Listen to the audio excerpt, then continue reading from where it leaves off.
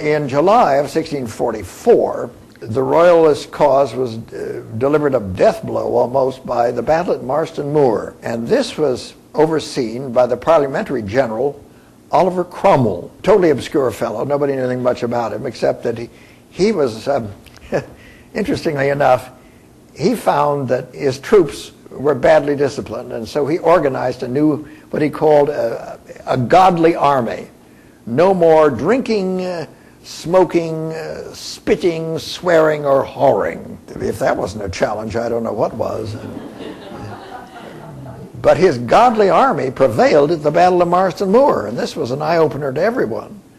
Just a year later, at the Battle of Naseby, Cromwell again prevailed, along with other generals, directing the new model army, which is based on the godly army premise. And the new model army became the manual at arms for the British military until the 19th century. It was extremely advanced and very effective, and Naseby proved the issue. Charles' cause was lost. Well, this was a military coalition. Cromwell was in the ascendancy for the most part. The other generals crowded around him and agreed with him. Cromwell was a phenomenon too. He was about 50 at this time. He was a squirely fellow. He was of landed gentry, no titles, just prosperous rural people. He'd attended Cambridge. He'd been part of the Long Parliament. He was a non-conforming religionist. He was never a Puritan. He was a natural military genius. This is where he found himself. He'd had no military experience up until the Civil War began. And it was he, of course, that designed the new model army.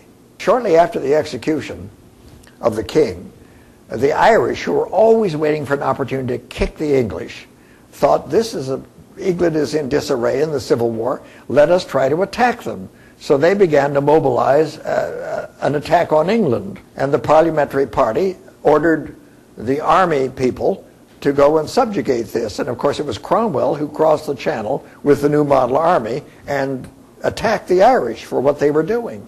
And it was just dreadful.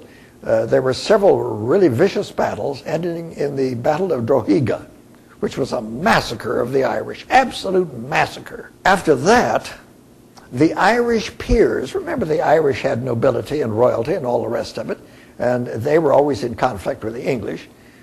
These noble Irish were all dumped out of their estates into the street and supplanted by parliamentary party faithfuls. These were sometimes even Scots Presbyterians, overlording the Irish Catholics. Now the aristocracy that grew in Ireland started at this point with these Protestants, the new aristocracy, I should say. And the Irish have always resented them.